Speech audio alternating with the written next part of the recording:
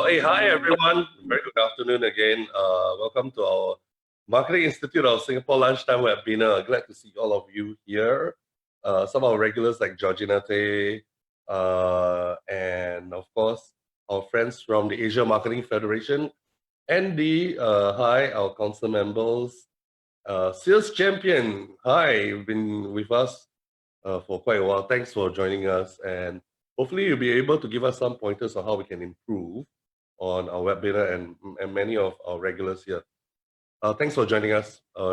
Today, wow, we are entering into our, our 21st day, right? 22nd? Today is our 22nd. Time really flies. Okay, so we are on our 22nd lunchtime webinar. Yeah, counting down to our last webinar of this month, which will be on the 30th of this month itself. So 30th being a Saturday, so probably on the 29th or 30th. But nevertheless, hi. So as we said, remember to actually click us on Facebook. I'm not going to say too much on that because, over the past 3 weeks, I've been talking about Facebook. Click us live on Facebook itself. So if you're still not joining us on Facebook, I don't know what's the reason.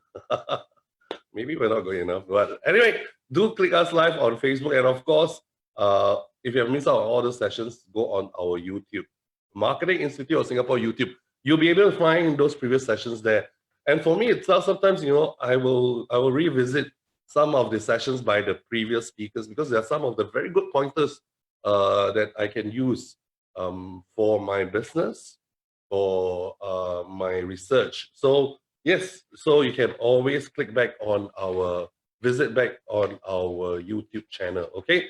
Now, today, of course, as promised, yesterday, I'll be giving you the timeline of what is happening or what will be happening on the 27th of May, 2020, and that's where we will be celebrating our Asia Marketing Day, okay? So we'll be on the 27th of May. Can I have the previous slide, please? Previous slide, the first poster. CK, yes. Okay, so that's where you can see that, we will be celebrating the birthday of our the father of modern marketing, Professor Philip Kotler. And of course, we will have our keynote. Our beginning keynote will be by none other than Pak Hermawan Kartajaya, which is the founder of the Asia Marketing Federations. Plus, as you can see on the posters itself, all the national marketing agencies of the 17 countries and region will be coming on board to talk about the topics that are very relevant in our current situation right now. Okay, which hang on, I will be able to share with you what are the topics. Okay, so we're going to start on the 27th of May, right, as early as 10:30. So the room will open at 10 o'clock. So at 10:30 itself is where you are able to join us. And then it will stretch us all the way right up to 4. Okay, so if I were you, I would just log on the date, ensure that, I keep this period of time free. Okay, so other than, staying at home watching Korean drama, this will be the best thing that you should come on board and join us and learn and hear something from our speakers. Okay, next slide, please. Okay, like what we said. Okay, so the very beginning of the day itself, we will be starting at Singapore time, 10:30, because the whole Asia Marketing Federation actually stretches across different time zones. So we're going to put it at Singapore time, 10:30. It's where, yes, we'll be having greetings by Professor Kotler. Okay, so if you want to hear about him or hear more from him itself, on his greetings and everything, so that's where you can join us early morning at around 10:30. And the opening address by the current president of our Asia Marketing Federation, that's Mr. Rohan. Mr. Rohan is from Sri Lanka, very nice guy, very knowledgeable. Okay, and of course, followed by the keynote speakers, keynote by the founder of AMF, Pak Hermawan Kartajaya. And the start of the actual conference will be at 11:15. Sorry, the start of the panel speaking will be at 11:15 by Professor Kim Boo Jong. Okay, Professor Kim is our first VP, Vice President of the Asia Marketing Federation. Now, as you can see, all the different marketing associations are there. We have Japan, we have Korea, we have China. The CCPIT is actually China, Hong Kong, Taiwan, Mongolia, Macau. Okay, and all these are the different presidents and the representative of the association, followed by Q&A sessions, which will see the whole East Asia caucus ending at 12:25. Okay, so the topic on discussion will be on the consumer in the age of coronavirus. Wow, you want to know more about that, right? Especially if you're looking at the region perspective. So that would be a good sessions to come in. Okay, right, next, East Asia caucus. Next will be the ASEAN caucus. That's where we see the ASEAN bodies, national marketing agencies coming together to discuss on the topic on crisis marketing in the COVID-19 situation. How should ASEAN marketers respond in their own country? Okay, so likewise, we'll have the greetings by Professor Kotler again. The welcome address will be by none other than our immediate past president, Miss Gwen Aberasin from, so she will be addressing us, okay? So she's a nice lady, you should hear from her, okay? And then the moderator for the sessions will be Professor Hui Tian Huan, which is the foundation member itself of AMF. And you can see most of our ASEAN members will be there. Indonesia will be there. Malaysia will be none other than Datuk Sharifah, okay? A very good sister of mine. Okay, Abba Kappa. Okay, right. And of course, Marketing Institute of Singapore will be represented by me. Marketing Association of Thailand, Dr. Dan, Dr. Samchai. You should hear from him. Very interesting guy. Very colorful guy. You have to see him, his dressing and everything like that. It's really very fashionable. If anything at all, I can consider him as a Korean pop star. Okay. Philippine Marketing Association by Lucent, and then of course Vietnam Marketing Association, Myanmar, and the Marketing Association of Cambodia will be represented by Joe. I always call him Jojo Armani, I don't know why, because it's easier to remember his name by Joe. Okay, followed by a Q&A sessions by Professor Hui Tian Huan. So anyway, Professor Hui Tian Huan also co-authored together with Hamawan Kartajaya and Philip Kotler on a couple of books. You can check that out. And the closing ceremony of the ASEAN caucus will be at 2:05. Hopefully, it will end at 2:05. Okay. Nevertheless, the day will not end there, right? So after the ASEAN caucus, that's where we will have our next slide. South Asia caucus. Now, South Asia caucus, they'll be talking about cultural and humane approach to fight COVID-19. Wow, a very big topic. So likewise, it will start at 2:30, which will have a video montage with Philip Kotler itself, by Philip Kotler, not with. Okay, and then the opening address will be the chief patron of the Marketing Society of Bangladesh, Dr. Said Fahad. Now, Fahad, wow, Fahad, he's really one of the top professors. He's considered as the Philip Kotler of South Asia. So you should hear from him, okay? And of course, representing Bangladesh will be my big brother from Ashraf, from the Marketing Society of Bangladesh. Sri Lanka Marketing Institute, Sri Lanka Institute of Marketing. We will be having representative from India, Bhutan, Nepal, Maldives joining us the very first time in our Asia Marketing Federation family. So it's good to hear from them. Now, if you see the speaker list is empty, don't worry, we'll fill that out.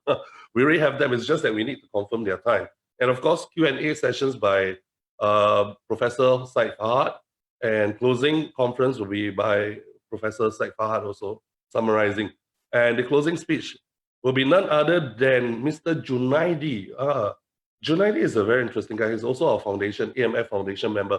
He also represents, he is also represented in the United Nations Sustainability.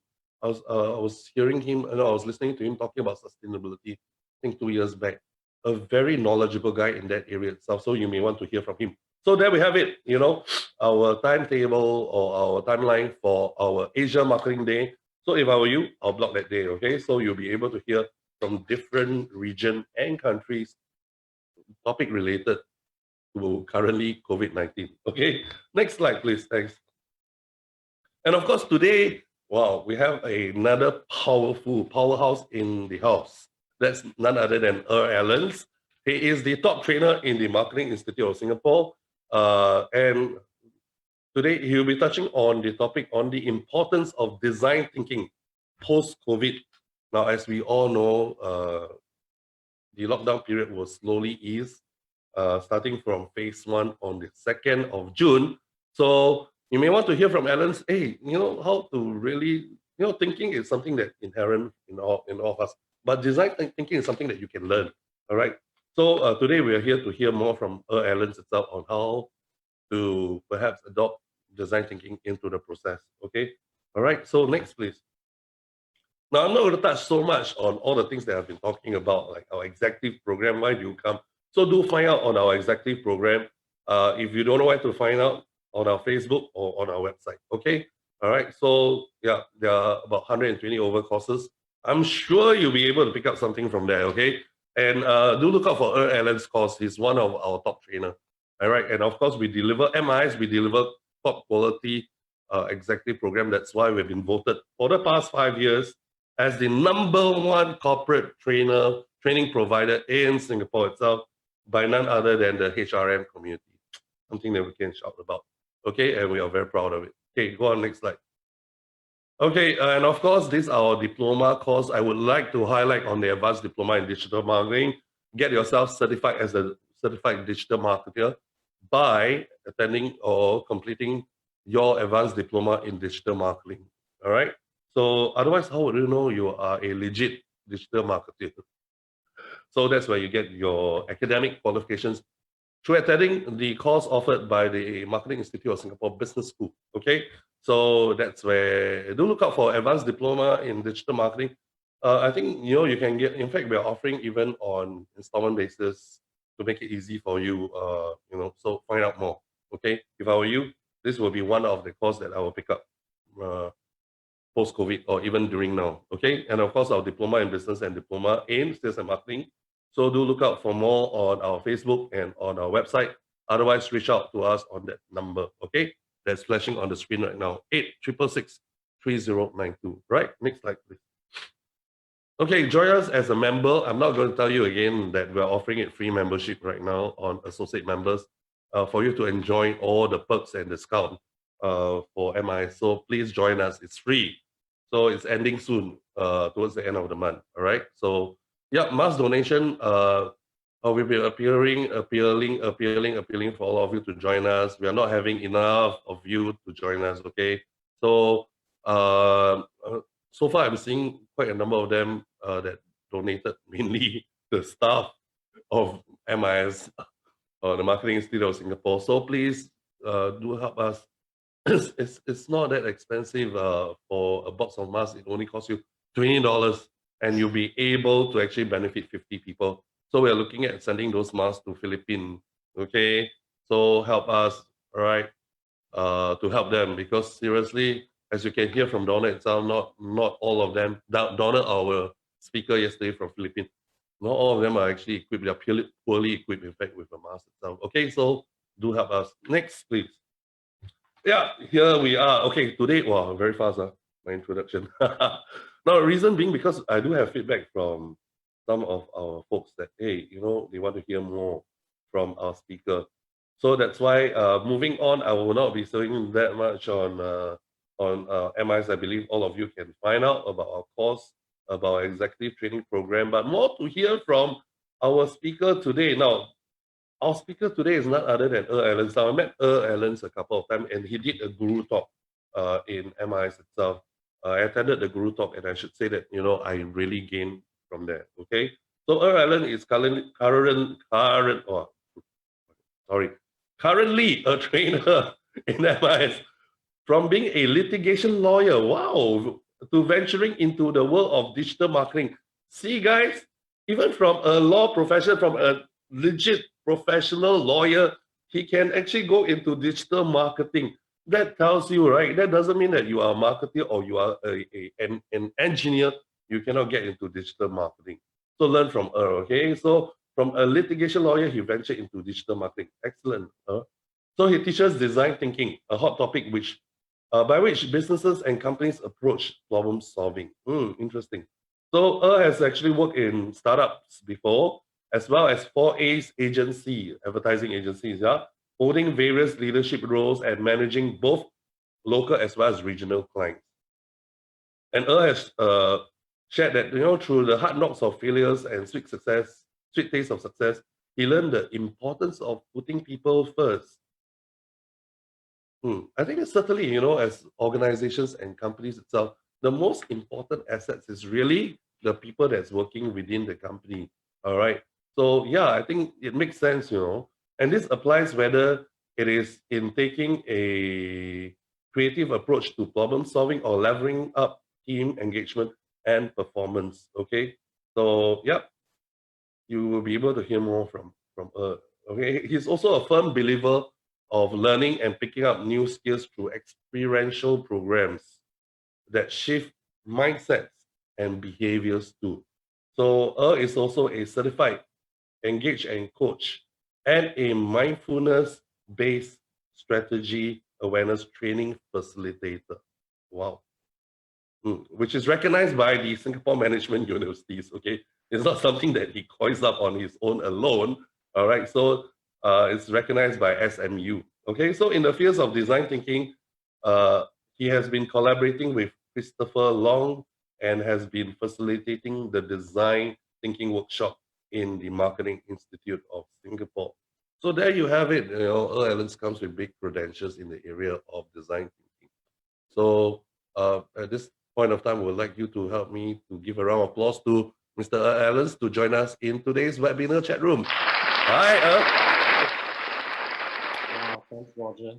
Nice to have you with us. I remember the last time we met was during your guru talk. And after which, what I did was I actually took down all those notes and some of the things that you shared with us, and I bring it back to my company and share with my management people.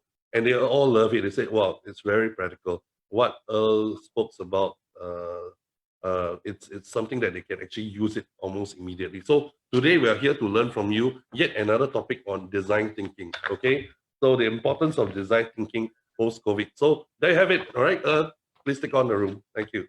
Okay, thank you, Roger. Thank you very much for that introduction. I can't see all of you all, but thank you for creating time to be part of this webinar. Maybe just as a shout out, as I put my screen up, every one of you in the room, if you just put a thumbs up emoji so that I know that you're here and not like roaming somewhere in your house.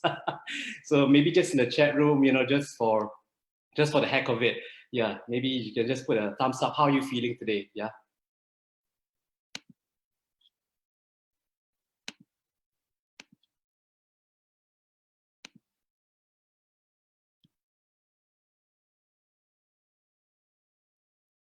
Okay. See a few. Thank you very much. I see a few messages there. Glad. Oh, very nice. Feeling fine and hot. Yes, it's quite a warm day today. You are great. Great. All right. Okay. So we're going to be talking about the importance of design thinking post COVID-19.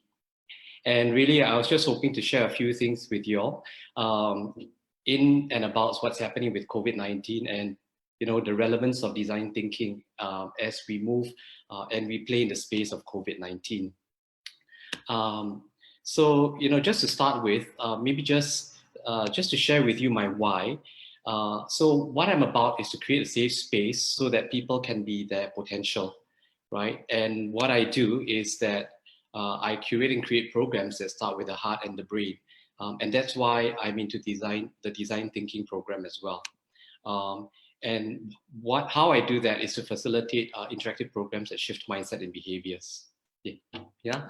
So let's move into what we are currently experiencing. So I just want to acknowledge that we are in difficult times and that, it's not an easy period for us who are experiencing this form of World War III, right? Some people are calling it this generation's World War experience. And I think I wanted to highlight a few things about what we are currently experiencing and just lay it out on the table, right? So that we can acknowledge the time that we're in. What COVID-19 has done is it has amplified VUCA. So for what is VUCA? So VUCA is basically acknowledging that the world that we are living in pre-COVID, even pre-COVID, right, is volatile, uncertain, right, complex and ambiguous. And what this means is that things, with technology and with our lifestyles, and even if we look back at the past 50 years, have been changing so rapidly as compared to 200, 300, 400 years ago, right? What COVID-19 has done is, to a large extent, is amplified these elements. So if we actually look at what that means, right, is one of the things that actually adds to the VUCA experience that we're going through is how much do we know about the situation? And what we recognize is that with COVID-19, when it came up in January, there was little that we knew. We know a bit more now, but there's still a lot more that, we're not sure of. And in terms of how well can we predict the outcome of our actions, that's still very much in the air. And I think that's reflected in the way we and our government has actually needed to take incremental approaches as to the actions that need to unfold. So if I were to look at it just from my perspective, and really this is one where you might have a slightly different perspective, and that's fine, right? When we look at volatility, that's when we don't know too much about the situation at all. And, the way we are able to predict the actions, it's really quite unpredictable, right? So it's really a very, very, very, very volatile situation. Two of the things that I think come into play, and there's been a lot of conversation about, has been, agility versus flexibility of organizations. And, how do you do short, mid, long-term planning, right, in a volatile environment? Recognizing that things are changing and things are changing on a month-to-month basis, if not week-to-week basis. When we look at the quadrant of uncertainty, right, we're unclear about the present. So, things that are coming up here is, how do we be empathetic to the different experiences that people are having, both at an organization as well as a societal level. But also, right, how do we still make decisions without being rigid? And what's the balance between being able to control and having no control whatsoever? The complexity lies in that there's a combination of things that organizations and people have to look at in this area. We are not just looking at people, systems, and processes, but how do we leverage technology? What's the right technology? What is the best fit technology? And how do we actually enable people, systems, and processes through technology? But also, right, being aware of the decisions that might be impacted by governmental policies, perhaps at an industry level or at a national level. And that's been very evident in the past 3 months that we've been going through COVID. Hi, Ellen. Sorry, we are looking at your presenter's view with your keynote, so perhaps you want to switch your views. I apologize. Give me a second.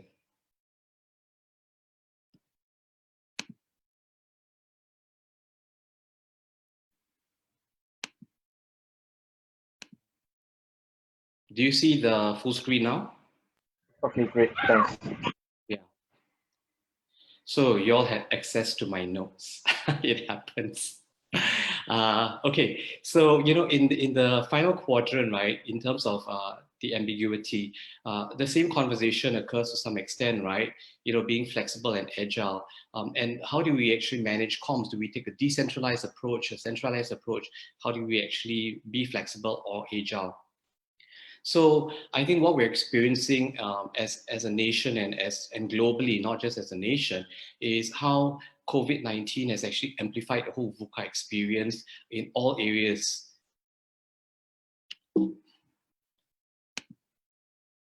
So what this has magnified is the need for change. We've known this for a long time, that change is the only constant, but with COVID-19, this has brought it front and center, and it's magnified this need. So the question then arises, right? Hey, how do we actually manage change in this situation? What I'd like to share with you is some thoughts around this. And the first thought is that if you imagine that this whole green circle represents everything that exists as knowledge in the universe, right? How much do you think of this whole green circle, you would confidently say you know. Maybe at this point in time, I could invite you to maybe put a percentage down in the chat room. Do you think you know 1%, 0.5%, 10%, 20%? How much in the world of knowledge in the universe, right, would you say you know?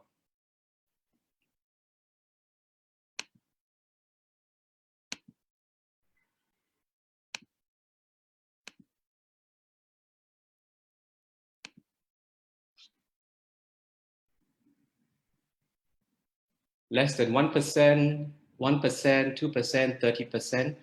Yeah. So I would prefer to say that it's less than 1%. Probably less than 1% are things we actually know. So things that we are able, or someone wrote 0.002%. Okay. Yeah. But we don't know the exact figure, but I think the concept comes across, right? Things that we know, things that we've learned, through attending training, through our life experiences, probably account for a very small percentage of everything in the universe that's out there, right? And there's another percentage there of things that we know we don't know. So for example, to the point that Roger was making, right? If you don't know about digital marketing, right? You don't know about digital marketing, but something that you can do about it, and you can attend a training so that it moves from your no, I don't know into your no sphere. But I think what we recognize and what we need to recognize in COVID-19 is there's a lot that we don't know, and we don't know what we don't know. And that's what COVID-19 is unfolding for us. With the passage of time, we do uncover more things that we will know or know that we don't know. But there's a whole lot of things that only with the passage of time will uncover what we don't know. The second aspect that I wanted to basically surface is the concept of the circle of control. And I think it's also to recognize that with COVID-19, we also come to acknowledge that there are things that we can control. There are things that we cannot control, but we may be able to influence. And to a large extent, there are things that we cannot control. So what's the point of this?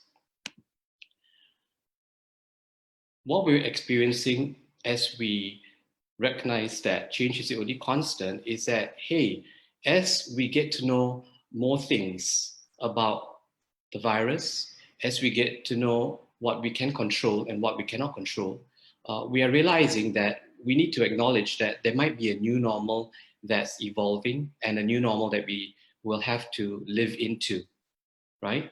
And it's okay. So the question then arises, how do we actually embrace moving into and defining what the new normal is in a way that makes sense and a way that's actually, that allows us to move into that space. I wanted to pull something out from Deloitte, which I thought was quite interesting. And there was a paper that they released in March 2020. It's called The Heart of Resilient Leadership, Responding to COVID-19. And in this, in a summary page that they have, right, when they talked about organizations and resilient leadership, they talked about 5 qualities that a leader needs to distinguish between surviving and thriving. I'd like to use the word flourishing, right? Because to me, flourishing is where you embrace and you're able to actually rise above the challenge while recognizing the challenges.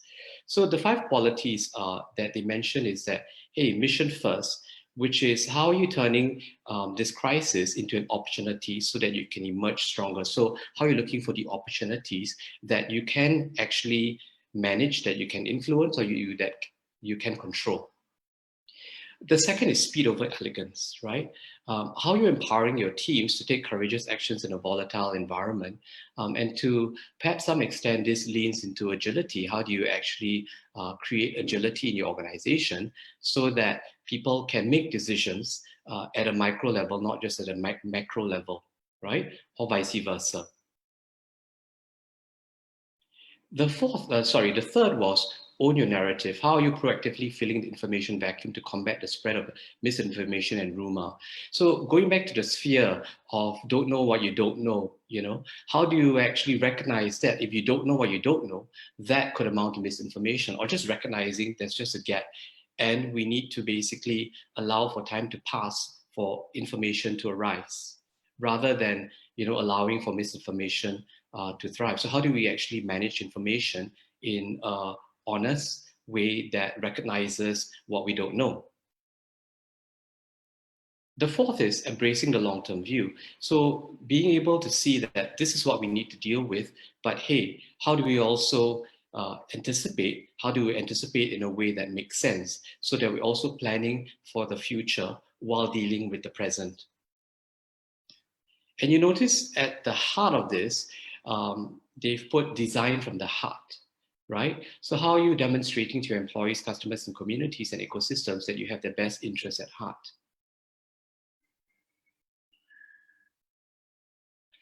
So I found that it was interesting that they use the term design from the heart, right? And that brings to me the question, why design thinking as an approach to problem solving?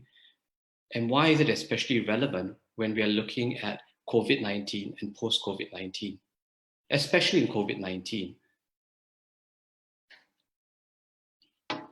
So if I were to extricate how I see design thinking as a problem-solving approach, I see design thinking as not just a process.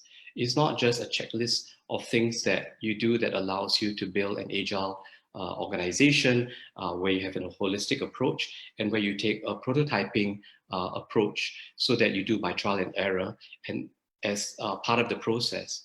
But I also see that design thinking has a mindset shift that's involved, where it's about being people experience centric, recognizing that at the center of everything that you do, you need to recognize that systems, processes, protocols has to make sense to the people that you're dealing with in the organization, external to the organization, be it your customers, your suppliers, your vendors, not just the people within your organization. But also recognizing that for us to be able to adopt an approach that leans into designing from the heart and taking into consideration the qualities of resilient leadership, is also about enabling curiosity. And I'll go into this a little bit more as I go through some elements of design thinking. And with curiosity, also trust, right? Being able to trust that people are adult, the people in our organization, everyone wants to do the best for each other and for the organization. And also to be able to adopt a mindset of innovation.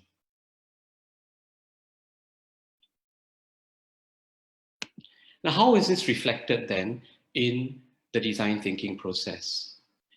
So if you look at how the typical design thinking process is represented, the starting point is to understand.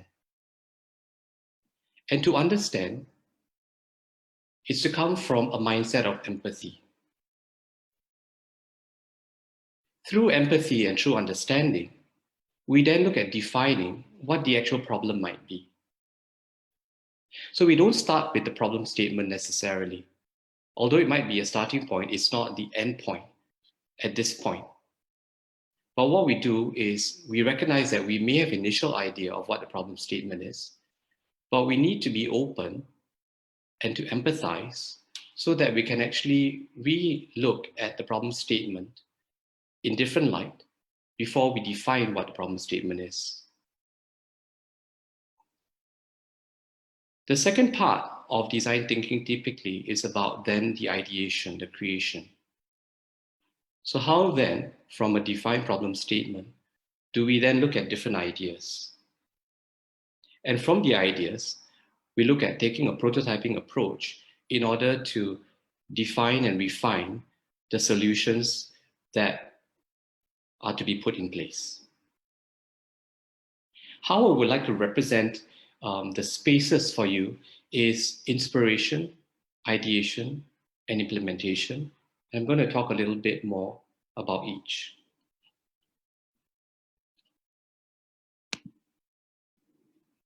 So imagine that design thinking is not just a process. Design thinking involves a shift in mindset, but it's also the experiences of spaces in a non-linear manner. So what this means is that we're not moving from inspiration to ideation to implementation. So although we may start at inspiration, we recognize that it's spaces that we're moving between.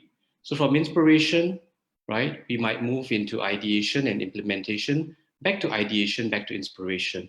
But what we're dealing with is basically a methodology that allows us to be fluid and actually requires us to be fluid rather than say that we take step 1, step 2, step 3, step 4 in a linear way.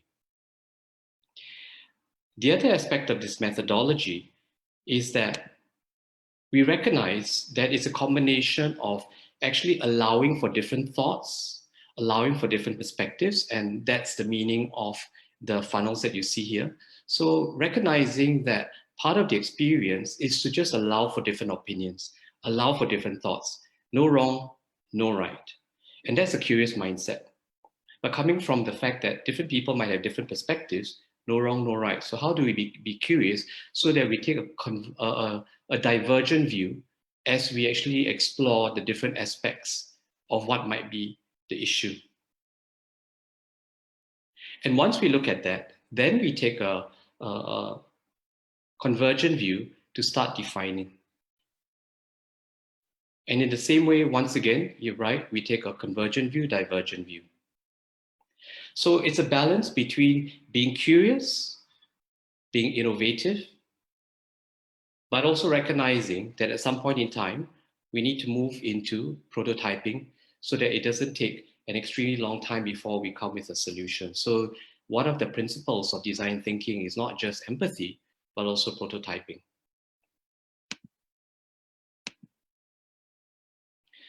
So I'm going to share a little bit more about each space and the context of COVID-19. So if I were to look at the first space around inspiration, this is the stage in which you either examine existing products and services for possible improvements and or prepare for the creation of new product services. But what I'd like to highlight here is that it's not limited to products and services. You could actually look at how you need to restructure your organization, your ways of working. You could actually relook at how you need to be engaging your employees or even engaging new businesses and your current clientele. It's not limited just to products and services, but it could also be applicable to how you look at relationships. One of the things I think that is important is that as part of the inspiration space, one of the first shifts in mindset is to come from the space of empathy. Now, what does this mean when we talk about empathy? For me, what this actually means is to be able to actively listen without judgment. So one of the key elements here is it is very usual for us to come from a space where we are sort of, even as I'm speaking now, you may be right thinking, I agree, I disagree, good point, I don't really think so, right? So we are coming from a space where more often than not, we are sort of judging what people are saying. But what this really requires is for us to come from a mindset of active listening where we're just open to what's being said. Recognizing that we might be judging, but also recognizing that, hey, right, let's just put that aside for a moment. So from a process point of view, although we talk about the inspiration space coming from a point of empathy, observation, and insights, I think what's important also is to recognize that it requires us to also come from a space of non-judgment.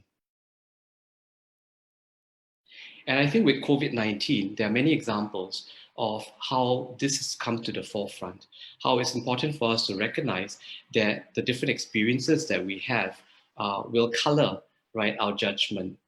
But there's no wrong or right in that situation. And I'll allude to it a little bit more when we deep dive a little bit more in the inspiration space. So when we talk about inspiration space, we are looking at being empathetic, coming from an let me observe rather than let me judge.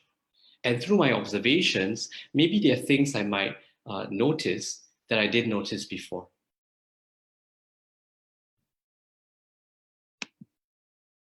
The second space in this methodology is then moving into, based on the insights, right? Coming from creating ideas and generating ideas. And I think when we talk about this space, we are looking at how do we eliminate self-censorship. So when we are actually in the ideation space, it's just about being open to any idea, right? Without actually saying that it's a good idea or a bad idea, it's impractical, it's practical, I've tried this before, but just coming from, hey, you know what, let's just remove self-censorship and recognize that things are different, circumstances are different. How do we actually allow for ideas to come about by eliminating self-censorship? And one important aspect of eliminating self-censorship is to create an idea-friendly space. So it's about having an understanding, if you're working with your team, for example, or perhaps if you're working with yourself, of maybe not just creating a physical space that allows for ideation, but also creating a space when you're sharing ideas with one another that promotes and allows for the ideas to flow. Simple examples of this could be allowing for individual thinking to occur and putting ideas up on a whiteboard where nobody is actually defending or selling an idea, but all you're doing is actually putting up ideas. If you're working alone, creating a physically viable idea-friendly space could be where you're working. So for me, sometimes I go to a cafe because that's where I'm able to ideate, just a change of environment. The other aspect of the ideation space is also to recognize that if we were to just remove all judgment, if we could challenge existing norms, and I think this is probably something that we're doing now a lot, right? With the whole COVID-19 situation, we're challenging existing norms, right? You know, what opens up or what might be available when you're ideating. And for this to occur, this requires you to come with a mindset of curiosity, with a mindset that, hey, you know, let's just explore. Let's just be curious and see where this takes us. No end goal in mind at this point in time, in terms of, you know, the idea, but based on the problem statement that's been defined through the inspiration space, what are the different ideas that come alive? And recognizing that you're taking a prototyping mindset when you do move into the implementation space. The third space of design thinking, and I use this in the context of the beanstalk approach that I am delivering at the Marketing Institute of Singapore under the program that I run with them. This is a certain methodology that I've adopted around the space of design thinking. And in the implementation space, this is where we are forward from the ideation space, the fact that it's taking a prototype approach in order to be able to then minimize costs. So we're not coming up with a $1 million solution initially, perhaps, right? But we're looking at how do we actually take a trial and error approach so that we are able to actually see what works, what doesn't work, you know, improve on what works, do more of what works, or kill what doesn't work. So it's then we bring in the practical elements of implementing a solution, but with a prototype approach, right? So then it's about minimizing costs, removing any obstacles that might exist or working through the obstacles, and introducing how do we actually leverage technology that might allow us to do any one of this. So for me, what then comes with the implementation space, the mindset that comes with it, is to come from a space of openness, right? Parking aside the fact that, hey, this needs to be a full-fledged 100% will definitely work solution, but recognizing that taking a trial and error prototype approach, right? We are also being open to the improvements that need to be made. So not being too tight about saying, hey, we cannot cut this off, it must be in it, but recognizing that with a prototyping mindset, right, in the implementation space, there are things that may be improved or things that may have to be cut if they're not working or not working as well as they should.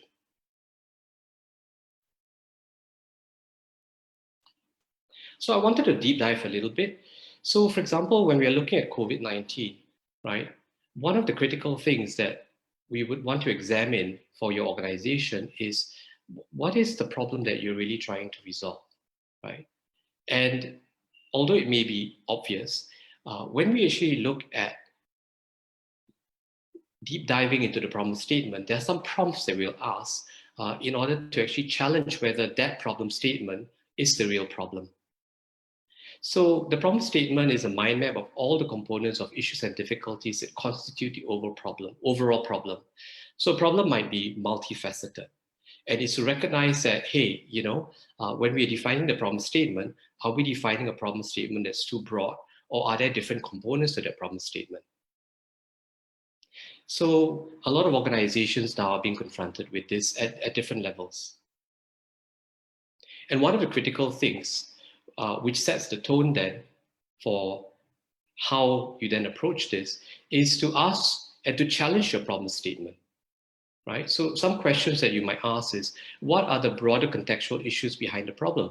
How can the problem be broken down into smaller component parts? So not just coming up with this kick-ass problem statement, but looking, hey, are there different ways in which a problem statement could be looked at, or are there different components to it? So a problem statement like increase sales, that's a huge problem statement. But is there a different way of actually looking at that problem statement, improve sales? Who are the end users, customers affected by the problem? What do they do, right? How do they think? What do they need and want?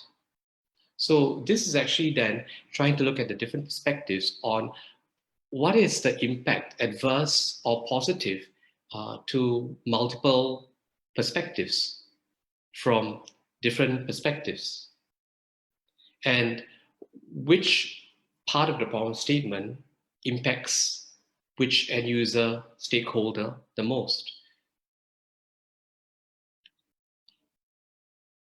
And a third possible question to ask is, what has changed in the circumstances around the problem and its solutions that could have aggravated it?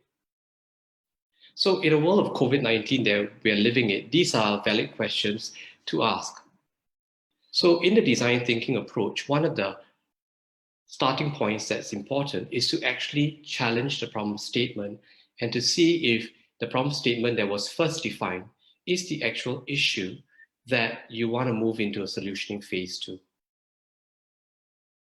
So I encourage that in the times that we're living in COVID-19, that this becomes critical, right? Looking at a problem statement, and if necessarily, breaking it down to problem statements and then identify which is the most important problem statement based on whatever matrix that you want to use that you need to then tackle.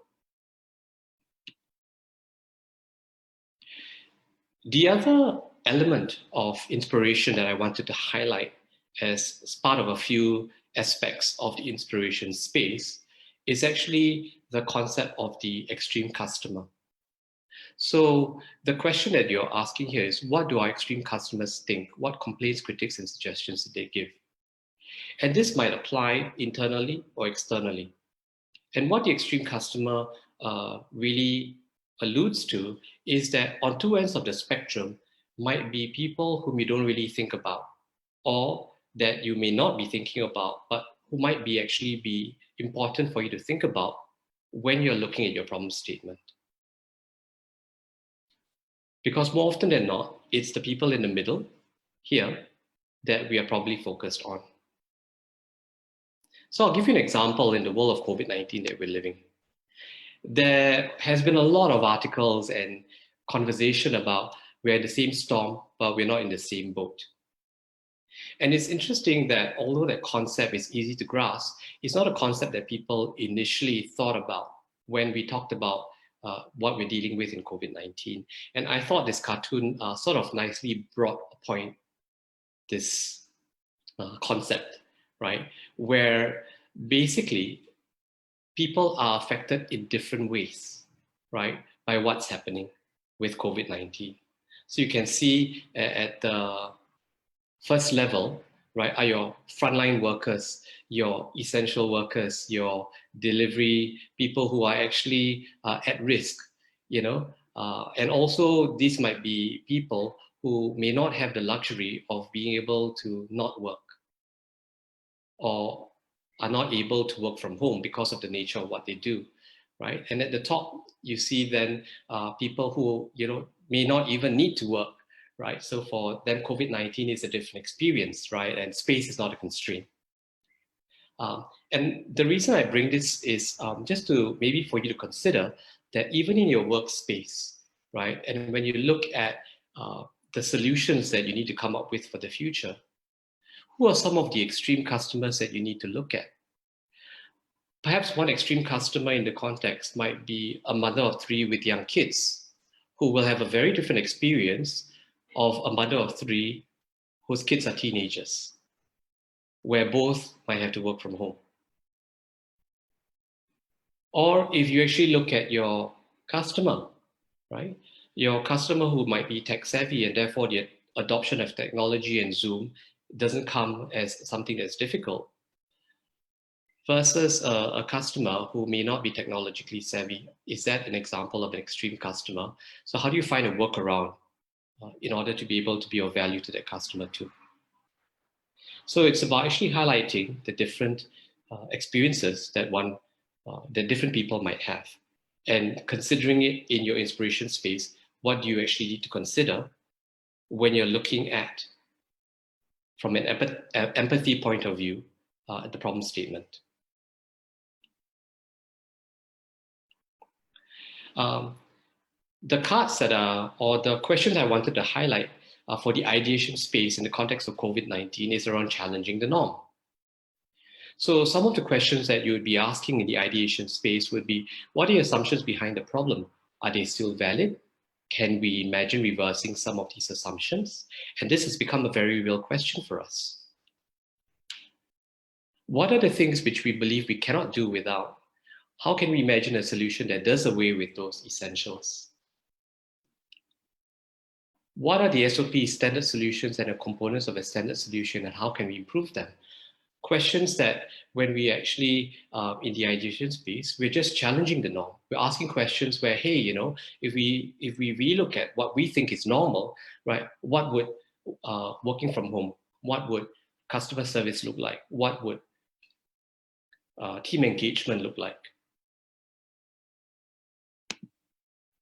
And I'd like to play for you a video, and for you to actually perhaps share your thoughts, and maybe I'll pick it up at the Q&A, but maybe if you could just pen your thoughts down, and then you could put it in the chat room later. But I'd like to play for you this little video that basically brings across the concept of challenging the norm.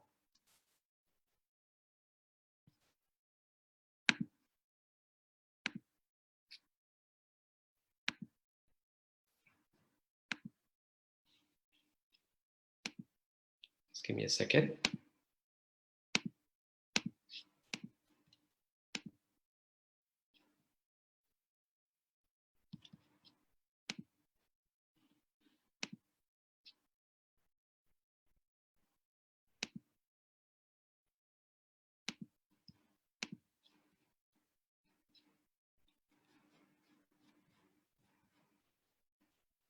Just give me a moment as I toggle the screens.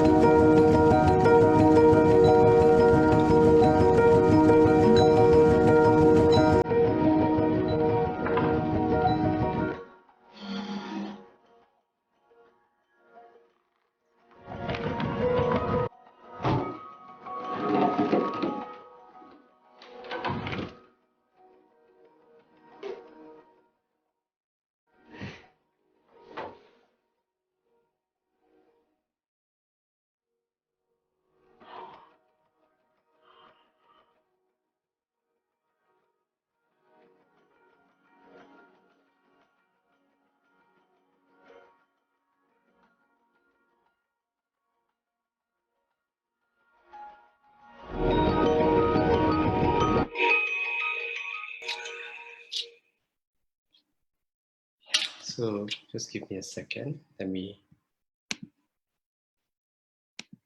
So for the video wasn't clear, but if you actually saw the video, the problem statement that was put before the participants was that there was a peanut at the bottom of a funnel, and the funnel was stuck to the table was stuck to the floor. As you could see, what the norm was the participants were so focused on what was before them, they didn't look around, and they were just experimenting in their own way based on their current perception on how they would actually get the peanut out of the funnel. They were then shown on the iPad that what the monkey did, or the chimpanzee did, was to actually put spit into the funnel so that the peanut would rise to the top. Now, if you consider, that's an idea, right? It's about actually looking beyond what would be a social norm. Spitting would be terrible, right? But hey, if you were to look at it by challenging the norms, what ideas open up to you?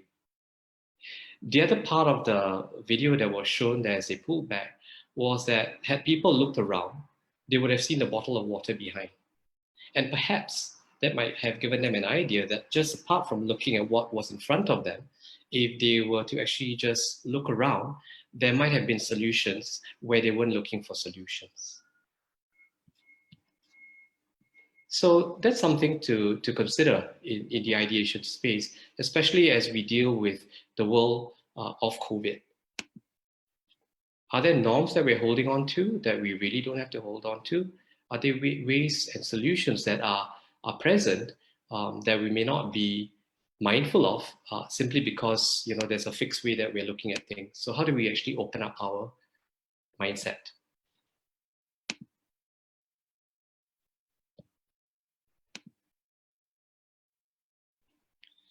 And that leads to the question, what is the new normal? How do we actually ideate what the new normal might be? Does it have to be just one thing? Are we able to ideate different new normals and therefore different ways of different things that we need to consider?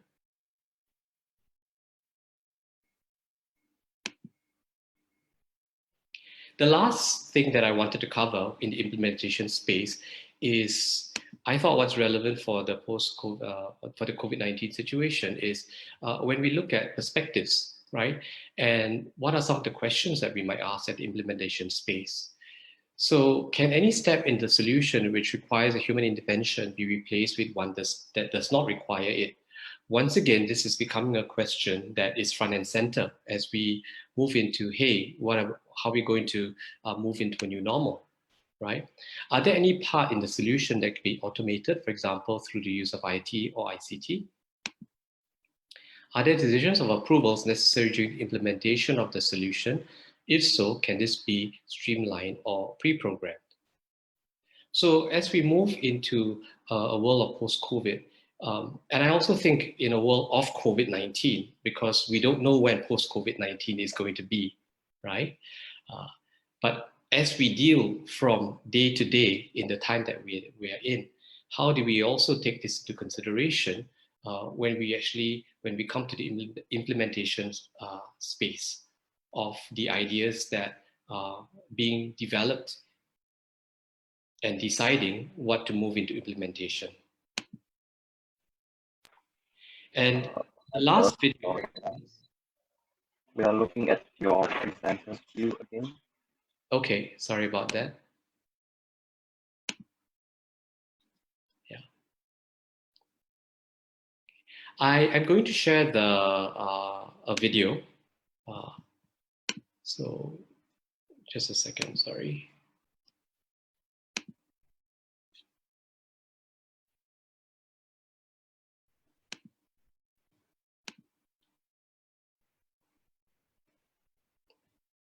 And as we move into implementation space, are you able to see the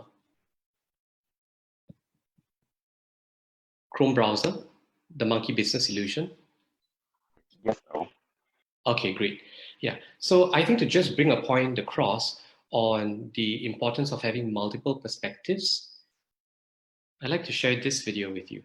Some of you might have seen it, some of you may not, but if you have, just look at it with fresh eyes. count how many times the players wearing white pass the ball. Correct answer is 16 passes. Did you spot the gorilla? For people who haven't seen or heard about a video like this before, about half missed the gorilla. If you knew about the gorilla, you probably saw it. But did you notice the curtain changing color or the player on the black team leaving the game? Let's rewind and watch it again. When you're looking for a gorilla, you often miss other unexpected events. And that's the monkey business illusion.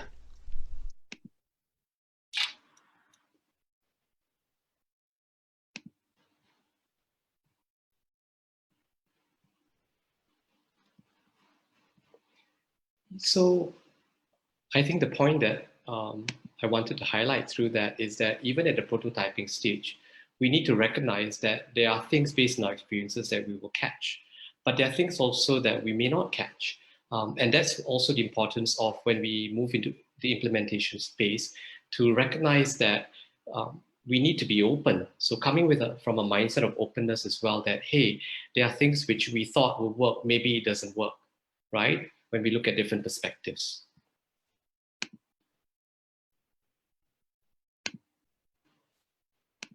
So that brings me to the end of my presentation. So I just wanted to share that if you're interested in actually attending the workshop that I'm running with MIS, you can actually scan the QR code that you see on the screen, and the workshop will actually be run in September. So I'm going to now hand back to Roger and also take any questions that you might have. Thank you very much for your attention. Yeah, hi Earl, interesting. I think really, I think after your presentation, you can really feel that you're someone really with a heart and in depth in terms of looking from a different perspective. I think many a times we really miss out on that, right? And we are dealing with human beings after all, So I think like what you said, managing, to me, I would sum up one of the phrase, probably managing with heart. It's utmost important. And then that's where you broaden your horizon in terms of the way that you look at things itself. And I particularly like your last video. I was really counting how many balls, the white t-shirts, how many passes they have.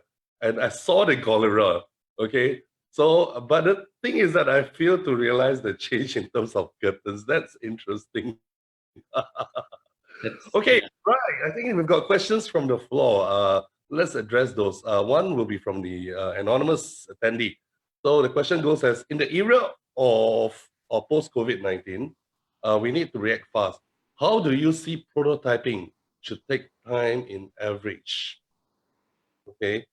Or if we want to move along with ideas and we improve continuously along the way, what we need to consider? Okay, yeah, that's the questions given to you. Okay. So the speed is relative to what you're currently experiencing. So when we talk about taking a prototyping approach, right, it's always relative to your starting point. So if currently your organization is already on a prototyping approach, then the question is that what is important for you when you talk about improvements? And there is no one answer to what you should take in average, because it really depends on the complexity of the problem that you're dealing with, or how big or small you're defining the problem statement. But what I would venture you to consider is that, firstly, when you are coming up with solutions, what is the approach that you are taking to solutioning? Are you coming to solutions that you think, as the Deloitte research also indicated, are you looking at coming out with something that is 99% that's elegant? Are you actually open to coming up with something where you say, hey, you know what, we're going to try running with it, right? But we recognize that because of this approach that we're taking, we need to build into the experience the refinements and the changes. Also recognizing that for some things, we need to cut it if it's not working and reevaluate. So part of the prototyping approach is actually recognizing that things might fail. Your prototype is not a guaranteed success. But because of the way you're approaching it, where you're recognizing that, hey, you need to balance speed with effectiveness, if it's not working, you're managing the risk because you're saying that if you drop it, it's not going to be 1 year's worth of work or 3 months worth of work, right? And hundreds of thousands of dollars worth of investment in coming up with. So that's one aspect that I would actually invite you to consider when you talk about, reaction time, right? Where's your starting point to begin with? And if you're already doing prototyping, where do you want to be? And then what is it that you're doing in prototyping that you can then actually look at? So one of the questions that we asked was what, in terms of the approval process, in terms of how you move things along, right? Can you actually challenge that? Can you actually look at how you look at prototyping and bringing it into the trial stage where people are actually experiencing it, recognizing that if it doesn't meet what it needs to do, you might have to kill it. If it's meeting, but there needs to be improvements, you have the ability and the mindset to improve it. Yeah, that's an excellent answer. And perhaps, just to let you know, in fact, even in my company itself, we are prototyping a couple of solutions to be used post-COVID or even during COVID itself. And like what we said, prototyping, it's always prototyping. It's changing all the time and constantly you're receiving new informations and things like that. And I always tell the guys, always when you come up with a problem or a prototype, have the end as your vision itself. Remember to visualize what ending results would you want your customers or your consumers to actually experience. And you have correctly put it, it can change all the time, or it can totally change the whole prototype into something even new. And when to drop it, I think, yeah, and speed, of course. All this comes into place and it makes it a bit challenging. But however, I think for those who love challenges like me, I'm always thinking about how to actually perfect it. There are some feedbacks that we get from all over the place, and how can we mitigate the feedback itself or the product so that it addresses all this feedback into the end result. So as I always tell them, it's never going to be a perfect prototype, and prototype will always be prototype. We can always go into trial and then make changes or modifications along the way. Thanks, I pick up something from you which really will benefit my team. Okay. Next questions will be, how would you explain prototype in this context? Wow. Okay. I think you probably have addressed that, but perhaps you want to reiterate that point again to one of our anonymous attendees posting that question. I think the other point I would add to that in the explanation of the prototype. So, drawing from the first part of what I answered and what, Roger also alluded to, I think it's also remembering that throughout the whole experience, right, when we looked at the inspiration, ideation, and implementation space, empathy was actually the undertone throughout. So although empathy is called out in the inspiration space, because that's where we are actually looking at multiple perspectives, right, in order to be able to understand what are the different needs, what are the different issues, to what Roger was saying, right, what is it that you're trying to create as an experience, not from your solution, but for the end user, whoever your end user is. Maybe it's the employee, maybe it's the customer, maybe it's the agency that you're dealing with, right? So the empathy there is in that perspective. But when we look at ideation, right, we are also, through the questioning, when we're talking about social norms, it's also about putting the people experience front and center. When we talk about implementation, when we looked at the monkey illustration video, it's also about, hey, recognizing that once you're actually in the prototyping phase, right, and you're experiencing the solution, right? So prototyping in this context is being able to experience what the solution is and whether it actually addresses the issues that you had defined. So it's going back to the problem statement, but also bearing in mind that it's about the people perspective as well. So that's what I would add to explain the prototype in this context. it's always in the context of the problem statement as well, and the people experience that you are trying to achieve that then results in business outcomes. Thanks, Alan, or Earl Allan's for that explanation. So, for attendees out there, do keep your questions coming. Perhaps, Alan, I've got one particularly on my own itself.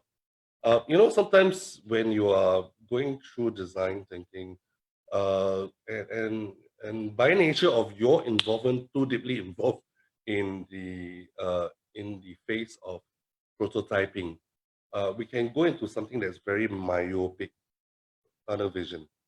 Like what I said, we have to bear in mind the customer's experience coming from a different angle.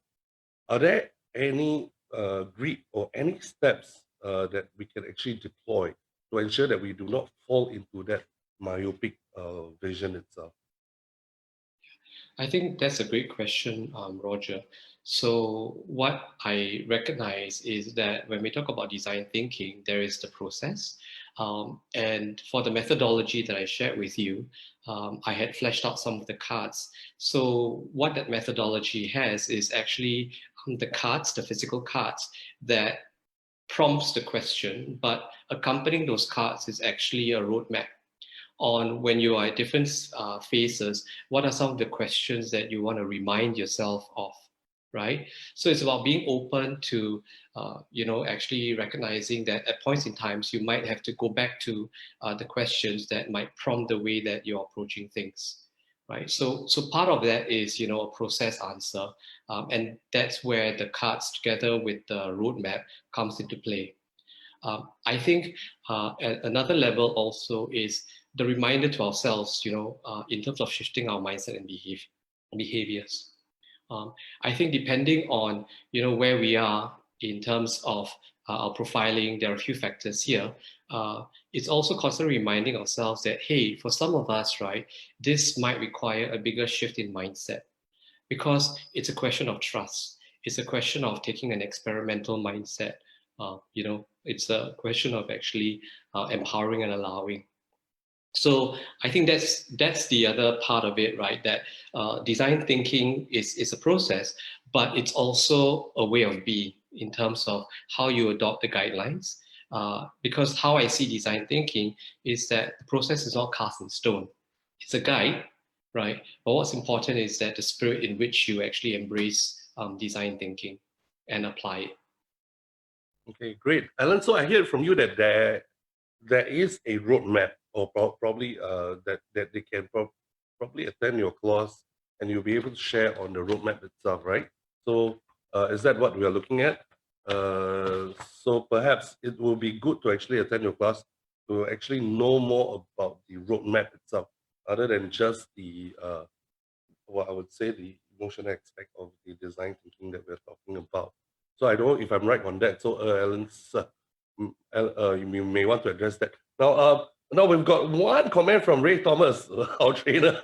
He said he really like those cards. Do they exist as physical cards or just merely electronic cards? So do you have is that the actual cards or something that you design along the way? So this was designed by Chris Long, and I'm collaborating with him. So I have to give credit for that, right? Because he's the creator of this methodology. So when you attend the facilitation, this is where we actually, at the facilitation, leverage on the card. So you'll be given a pack. It's part of the offering where you're actually given a pack. And at the workshop, we actually bring out the cards and demonstrate how you'd actually leverage the cards and also share the roadmap with you so that post the workshop, you actually have a reference point. So you get two physical things apart from the knowledge that you gain by attending the workshop. You'll actually get the physical cards with the accompanying roadmap to guide you along the way after the workshop. Great. Okay. So there you have it. If I were you, I would definitely come. Or if I were the attendees, I'll definitely come for Earl's classes. We've got one last question, which I'm going to pose. So at organizational level, if one person is trained for design thinking, can it be effective for the company? or should you have the whole team to attend or to actually adopt the design thinking training, or is just one perhaps? So I think that is the questions that was being posted. Got it. It's always preferable if the team that's actually adopting it, attends it, because then you can create a common language.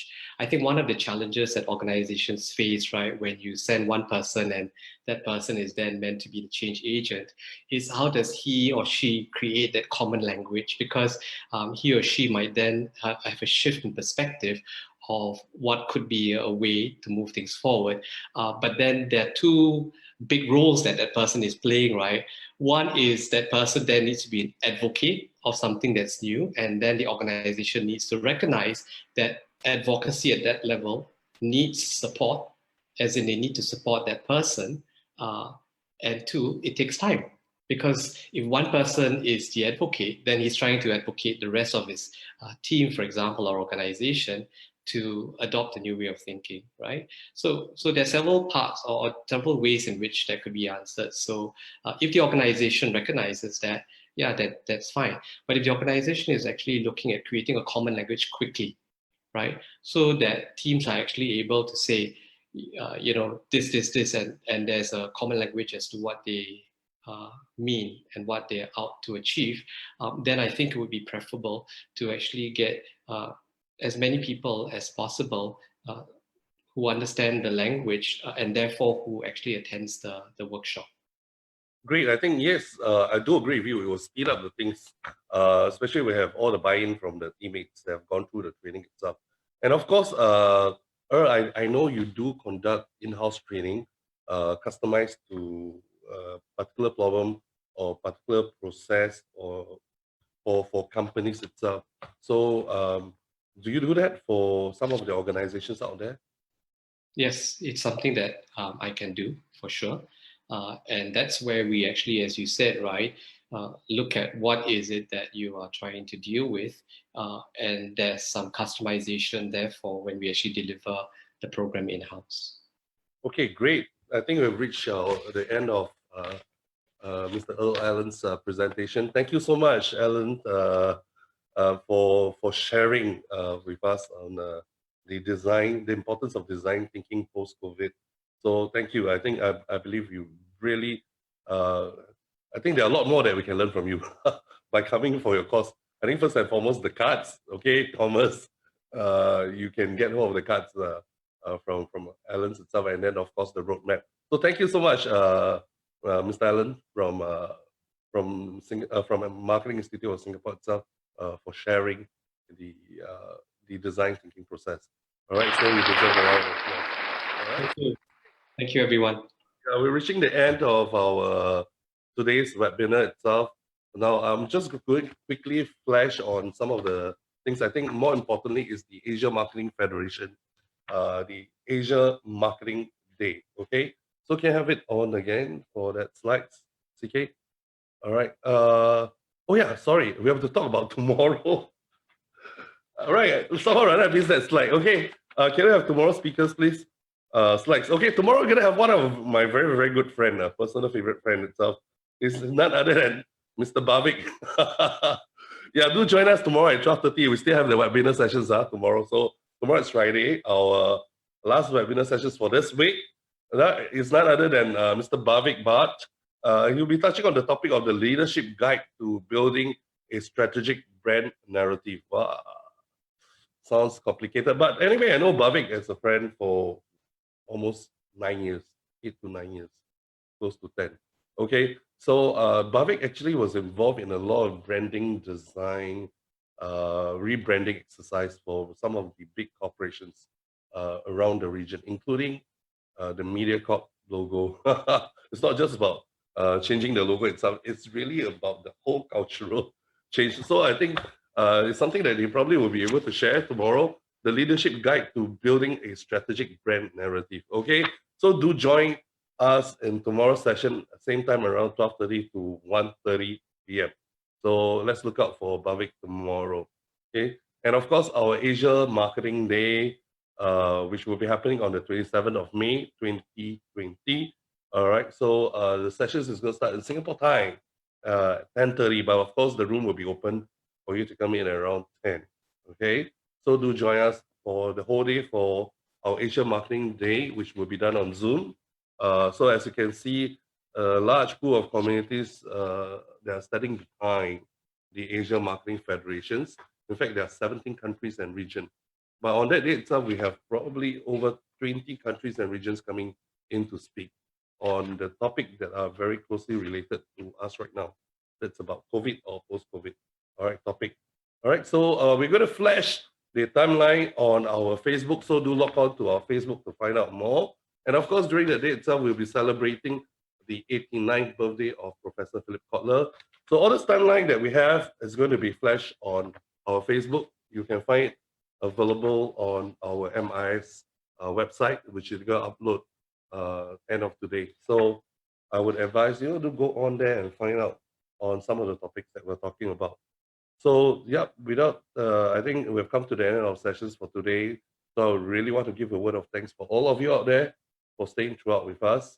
And of course, we look forward towards our sessions tomorrow. So same time at 12:30, I'll hope to see you here again for Marketing Institute of Singapore lunchtime webinar. All right, thank you. Make more time.